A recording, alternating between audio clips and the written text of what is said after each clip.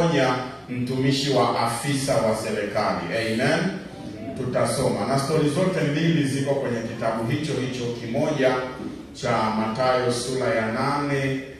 Tutaanza mstari wa kwanza na tutafika mstari wa 4 na baadaye tutaendelea. Amen. Kwa hiyo stori yetu ya kwanza ni hiyo ambayo Yesu anamponya mtu mwenye ukoma. Amen. Sasa Biblia inasema hivi katika Mathayo sura ya 8,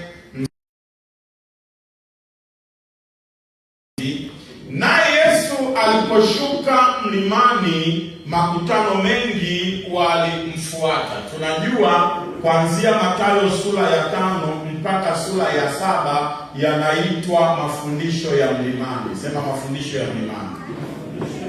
Nasikia kwenye makundi mlikuwa mmeanza kusoma kitabu cha Mathayo. Kwa hiyo hii itawasaidia. Amen. Yanaitwa mafundisho ya wapi? Mwenye ukoma ukipata ndani au kumfuata habari za Yesu. Kwa sababu kuwa na uwezo iko mikononi mwake. Kwa hiyo mkono wako, lakini kama asipotokea nitakuwa naye. Akamgusa. Unajua hiyo tunapata na matatizo mbali kukugusa. Amen. Kwa 100%.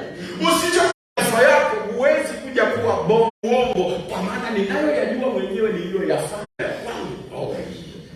Nishushe kidogo. Nikifika kwanza tunacheka nasema Bwana kumbuka kuliko ninayokumbuka. Mfano